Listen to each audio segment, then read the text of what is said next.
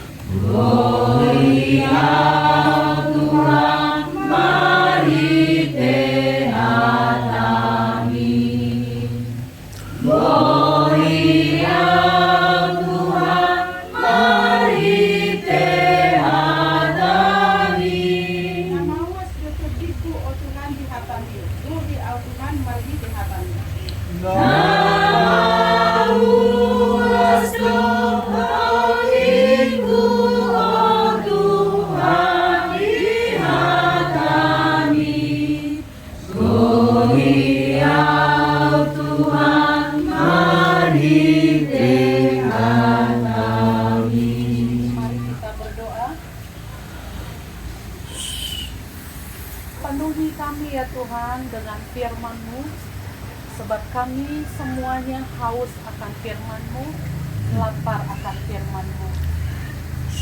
Dan biarlah hari ini Engkau berkata-kata bagi kami melalui hamba-Mu. Waktu yang ada, kami mohon Tuhan yang memberkati kami, sehingga kami dapat tenang mendengarkan firman-Mu yang akan disampaikan. Terpujilah nama Tuhan Yesus Kristus, kami berdoa. Amin. Shalom. Shalom. Ya, puji nama Tuhan. Ya, jadwal saya sebenarnya bulan yang lalu ya, saya lihat jadwal. Nah, lalu saya ditelepon dan ibu yang menyampaikan. Jadi hari ini saya bersyukur diberi kesempatan untuk mengambil bagian terbaik menyampaikan firman Tuhan kepada kita semuanya. Apakah kita siap mendengarkan firman Tuhan? Amin. Ya. Puji Tuhan, senada dengan pujian yang tadi kita nyanyikan, bahwa penuhi aku dengan firman-Mu ya Tuhan, penuhi aku dengan firman-Mu. Ya Bapak Ibu, sebentar lagi kita akan masuki masa Jumat Agung dan Paskah. Di gereja kami, saya sudah mulai secara seri menyampaikan firman Tuhan tentang siksaan Tuhan Yesus. Bahwa sebenarnya dari atas sampai ke bawah tubuh Tuhan Yesus, semua derita yang dialami itu punya makna. Selama ini kita tonton film Tuhan Yesus itu ya, penyiksaan Via Dolorosa itu secara general, tetapi saya melihat bahwa ada banyak makna yang tertuang di dalam setiap penyiksaan yang Tuhan Yesus alami. Kalau tadi pagi saya di gereja tentang hinaan dan pukulan, itu bicara tentang bukan saja sebuah karya master plan yang Tuhan sudah rancangkan untuk penyelamatan manusia, tetapi juga ada sebuah pengajaran di sana, yaitu bicara tentang kerendahan hati. Tapi hari ini saya tertarik untuk kita belajar dari 7 perkataan salib. Bapak Ibu kalau nanti pulang, berilah kesempatan untuk tenang, baca mungkin lewat Google, ada 7 perkataan salib yang disampaikan dan itu sangat inspiratif ya Bapak Ibu. Nanti bisa lihat di Google, cari di sana ya, ada 7 perkataan salib. Saya tidak uraikan kepada kita, tapi salah satu dari 7 perkataan salib itu adalah apa yang tertuang di dalam Lukas 23 ayatnya 34. Boleh kita buka sebentar ya, Lukas 23 ayatnya 34. Yesus berkata, "Ya Bapa, ampunilah mereka, sebab mereka tidak tahu apa yang mereka perbuat." Dan mereka membuang undi untuk membagi pakaiannya. Kalau kita lihat judul perikop dari bagian ini, Yesus disalibkan. Nah, Yesus disalibkan. Pada saat itu orang-orang yang ada di bawah yang tidak mengenal sosok Yesus, mereka mengolok-olok, bahkan mengundi pakaiannya, bahkan merendahkan ya Yesus dengan berkata, kalau engkau Tuhan, kenapa enggak engkau selamatkan dirimu? Orang lain engkau selamatkan, dirimu tidak engkau selamatkan. Nah, ini satu kata-kata yang menyedihkan, suatu kata-kata yang menyakitkan.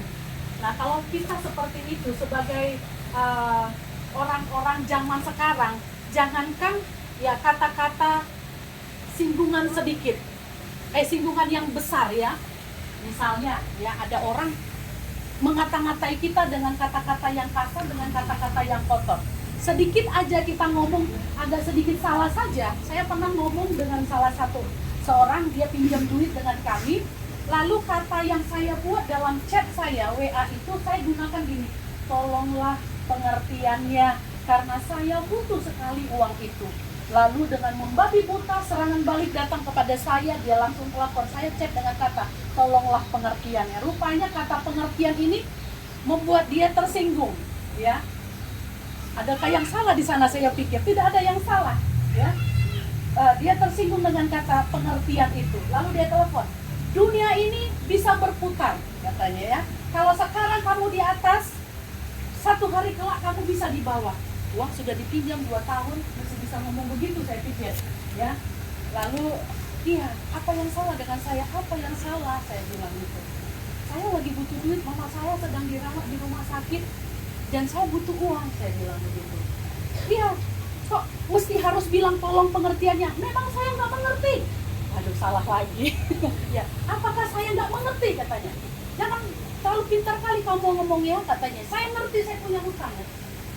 Ya udah, saya bilang oke, minta maaf kalau memang saya salah, saya bilang gitu, minta maaf, tapi saya minta tolong uang saya dikembalikan karena saya butuh untuk perobatan mama saya. Nah, itu saya sampaikan. Baru kalimat seperti itu. Bagaimana? Minta maaf. Kalau kata-kata kasar yang dikeluarkan kepada kita, tentu ini tidak mudah, tidak gampang bagi kita zaman sekarang yang sangat gampang disulut oleh emosi. Amin. Ya kan? Gak usah Bapak Ibu. Saya aja sebagai hamba Tuhan kadang-kadang juga rentan. Disinggung sedikit, emangnya hanya kau yang bisa, aku pun bisa. Kan gitu, apalagi mama-mama sekarang. Pantang dia ya. Disinggung sedikit. Jadi hari ini kita mau belajar dari salah satu kalimat yang Tuhan Yesus sampaikan, ungkapkan di tengah-tengah derita dia di atas kayu salib. Ada orang yang menghujat, ada orang yang mengecilkan, ada orang yang mengerdilkan, ada orang yang memperlakukan dia tidak adil. Tapi satu kalimat yang inspiratif yang mestinya juga sebagai orang-orang percaya kita perlu belajar dari peristiwa derita Yesus. Ampunilah mereka, sebab mereka tidak tahu apa yang mereka perbuat. Bapak Ibu, dalam kehidupan kita ya sebagai manusia berdosa tidak ada yang sempurna. Nggak ada yang sempurna kita. Sekalipun pendeta, nggak ada yang sempurna. Setiap kita memang punya perasaan, tapi perasaan ketika dikuasai oleh kasih Kristus, saya percaya dia bisa dikendalikan. Amin. Dia bisa dikendalikan. Jadi Bapak Ibu yang dikasihi oleh Tuhan, orang buat salah, orang berkata salah itu hal biasa. Ada kadang di mana orang yang bersalah sama kita, tapi satu kali kelak mungkin saja kita juga adalah pihak yang melakukan kesalahan. Jadi berbuat salah atau disalahkan adalah sesuatu yang biasa Bapak Ibu.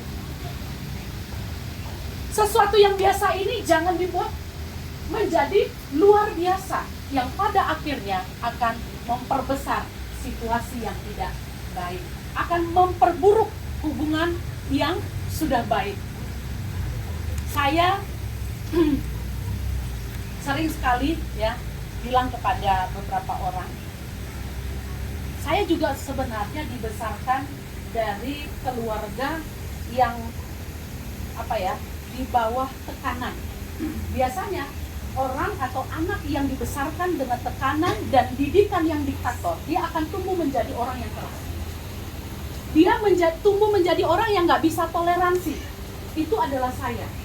Jadi saya kalau lihat orang salah sedikit, saya nggak bisa minta maaf. Kalau dulu tuh sebelum bertobat, mulut saya paling cepat bilang minta maaf ya. Babi kau, anjing kau, kima kau. Nah itu bahasa yang lancar kali keluar dari mulut saya.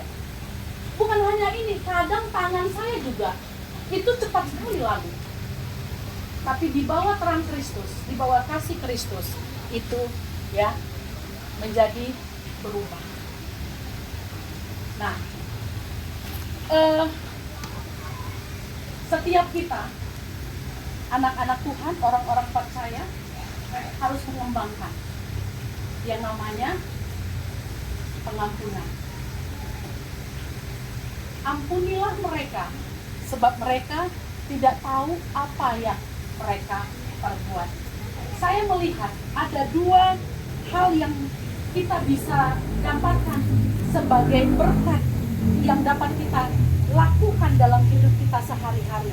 Yang pertama, melalui perkataan ini, kita diajak untuk membuka pengampunan terhadap kesalahan orang lain. Sebab ada satu momen di mana kita pun menjadi pihak yang mungkin melakukan kesalahan.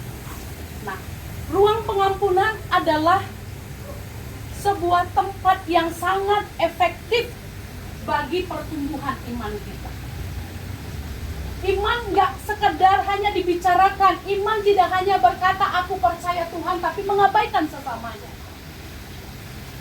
Iman berbicara sebuah perbuatan atau reaksi terhadap sebuah kasih yang ditunjukkan secara langsung. Ketika seseorang melakukan kesalahan, maka pada saat itu kita ya memberikan ruang pengampunan kepada orang yang melakukan kesalahan. Dan saya bilang, saya bersyukur ya kepada Tuhan, saya diciptakan oleh Tuhan dengan sebuah karakter yang gampang mengampuni. Dan karena gampang mengampuni, biasanya ini menjadi sasaran. Kadang-kala orang sering sekali buat salah, ibu ini nanti kalau saya buat salah, sebentar lagi dia minta maaf. Sebentar lagi dia memaafkan saya tinggal minta maaf, sebentar lagi dia maafkan. Orangnya cepat luluh, hatinya itu gampang disentuh, katanya begitu. Ya oke lah kalau mungkin orang memberi penilaian seperti itu, saya pikir. Tapi saya rasa bahwa hati yang mengampuni ini adalah sebuah anugerah dari Tuhan, gift kepada saya, karena nggak semua orang bisa memberikan pengampunan secepat itu. Nah, saya juga nggak tahu bagaimana hal itu bisa bekerja, tapi saya pernah ada di titik di mana saya nggak bisa mengampuni dalam waktu yang begitu lama. Ada dua orang atau dua pribadi yang sangat melukai hidup saya dan membuat saya hancur secara karakter, yaitu bapak saya dan nantulang saya. Dua pribadi ini adalah orang yang paling merusak hidup saya. Nah, jadi waktu itu saya dendam, padahal bapak saya sudah mati. Tahun 2005 di situ saya baru melepaskan pengampunan. Dan sejak itu mungkin ya, di situ kalau ada orang salah saya nggak begitu masukkan terlalu dalam di dalam hati saya. Dan ini yang juga yang dilakukan oleh Tuhan Yesus ketika dia dihina, ketika dia dicerca, ketika dia direndahkan, dia justru bukan melontarkan kata-kata yang buruk. Dia tidak membalikan apa yang jelek dilakukan orang lain. Ya, dia bahkan membalikan sesuatu yang sangat luar biasa, yaitu dia mengatakan, ampunilah mereka sebab mereka tidak tahu apa yang mereka perbuat. Dan saya bersyukur kepada Tuhan ketika saya memutuskan, ketika Tuhan hadir dalam hidup saya membuka hati saya terhadap pengampunan kepada bapak saya. Saya bilang, Tuhan tolong saya untuk bisa melepaskan pengampunan kepada bapak saya, dan itu menyakitkan. Sebenarnya saya rugi, orang yang saya merasa sakit itu bapak saya sudah nggak ada lagi, tapi saya terus terluka karenanya.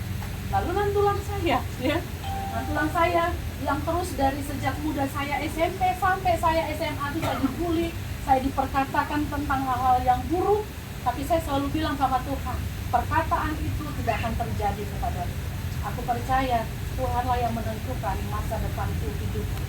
Jadi Dan itu walaupun saya berdoa seperti itu, tetapi rasa sakit saya itu sangat dalam. Sampai satu hari saya bilang begini sama Tuhan, Tuhan, buat aku sukses. Karena satu ketika aku diberkati, aku mau membalas semua kejahatan yang dibuat dengan tulangku. Kalau dia datang di depan pintu, tulangku datang, ku persilakan seperti raja dia di situ, layani tulangku.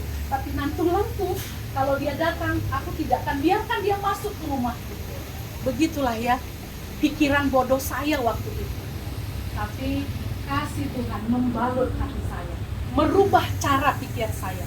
Dan sejak itu luar biasa Tuhan bekerja di dalam hati saya. Jadi ada sesuatu yang menyakitkan, mungkin saya terasa sakit, tetapi saya belajar seperti apa yang Tuhan sampaikan. Ampunilah mereka, sebab mereka tidak tahu apa yang mereka perbuat. Nah, poin kedua dari kalimat ini saya mendapatkan berkat, yaitu berilah ruang untuk mencari tahu jawaban atas kesalahan orang lain terhadap kita. Bapak Ibu, terkadang ya kesalahan yang dibuat orang bisa saja terjadi karena ketidaktahuan atau ketidakmengertian atau ketidakpahaman seseorang. Tidak selalu bahwa kesalahan yang dia buat terhadap kita itu terjadi karena keinginannya. Tapi bisa jadi itu terjadi atas ketidaktahuannya, ketidakmengertiannya. Seperti yang dikatakan oleh Tuhan Yesus. Sebab mereka tidak tahu apa yang mereka perbuat. Seandainya mereka tahu, mungkin mereka tidak akan melakukannya. Buktinya murid-murid mengenal pribadi Yesus. Itu sebabnya murid-murid tidak ada di dalam kelompok yang menghina Tuhan, yang mengecilkan Tuhan. Nah, hanya mereka yang tidak mengenal Tuhan yang melakukan semua kesalahan tersebut, ya, misalnya seperti mencaci maki, menyudutkan, mengecilkan. Ini kan orang-orang yang gak dekat dengan Tuhan. Itu sebabnya perkataan ini sangat tepat. Ampunilah mereka sebab mereka tidak tahu apa yang mereka perbuat. Oleh sebab itu penting sekali ketika orang buat salah sama kita, jangan buru-buru lontarkan kemarahan kita kepada orang tersebut. Coba cari tahu kenapa dia bisa marah dengan saya. Apa penyebabnya? Kita kasih ruang, kita kasih jeda. Kalau bisa kita tarik nafas sejenak. Itu yang biasa juga saya lakukan. Tarik nafas sejenak. Setelah kita tarik nafas, kita diamkan diri kita sejenak, tenangkan hati kita. Biasanya Tuhan akan konfirmasi segera kepada kita. Beberapa waktu yang lalu saya hampir sekali malu. Di gereja kami, saya nggak suka kalau gereja itu di otak-atik dalam arti sound systemnya di rocker gitu ya. Jadi karena di rocker saya bilang ini nanti sound systemnya bisa cepat rusak kalau begini. Nah, jadi biasanya anak-anak di gereja kita suka seperti itu, usil gitu ya. Mungkin dia juga mau memperbaiki, saya tidak tahu. Tapi saya merasa nggak senang melihat posisi-posisi yang ada. Jadi pada saat itu pagi-pagi mau ibadah saya mau marah ini ya, kayak gitu. Saya mau marah, saya nggak damai sejahtera. Saya berdoa sama Tuhan, Tuhan tolong saya, konfirmasi kepada saya apa sebenarnya yang sedang terjadi di sini. Nah, saya diam sejenak, saya berdoa. Sebelum semua orang pada datang ke gereja, saya berdoa, Tuhan tolong saya, tenangkan hati saya supaya saya tidak marah, supaya saya tidak berdosa oleh karena hal-hal yang tidak menyenangkan yang saya saksikan hari ini. Beberapa waktu kemudian semua pada datang, pada saat datang saya tanya, kenapa ya? Saya bersyukur Roh Kudus bekerja menenangkan saya berbicara gitu ya. Kenapa ya ini posisinya bisa berubah? Saya kan sudah bilang tidak boleh berubah, nanti sound sistemnya rusak. Jadi kita beli dengan harga yang mahal. Gitu. Oh ya Bu, karena begini, karena begitu. Saya bersyukur langsung kepada Tuhan. Jadi ini berubah karena ada alasan yang memang masuk di akal. Akhirnya saya bersyukur, terima kasih Tuhan. Karena waktu yang saya berikan untuk jeda ini ternyata sangat besar manfaatnya buat saya. Saya tidak menjadi berdosa dan orang tidak tersandung oleh karena perkataan saya, amarah saya. Jadi ini ya yang saya dapatkan, beberapa contoh yang saya alami.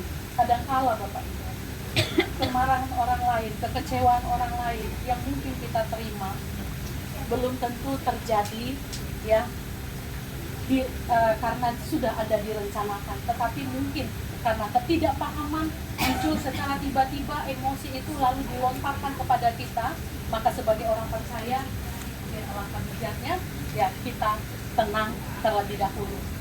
Ya, penulis Amsal mengatakan bodohlah orang yang segera mencurahkan amarahnya pada saat itu juga. Jadi pada saat kita mengalami satu ketidakadilan, kekecewaan dari pihak lain kepada kita, hari ini firman Tuhan mengajak kita semuanya untuk buka ruang pengampunan seluas-luasnya. Lalu yang kedua, beri jeda kepada diri kita sendiri untuk bersabar, menunggu konfirmasi dari Tuhan.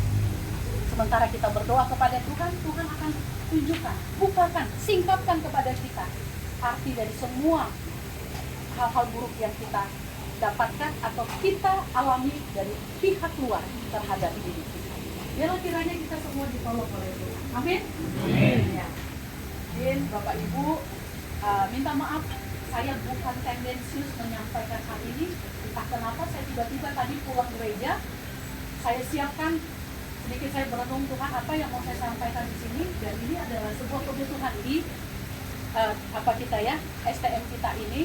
Kadang-kala hanya masalah sepele, ya, hanya masalah yang biasa saja, ini bisa menjadi sebuah masalah yang besar.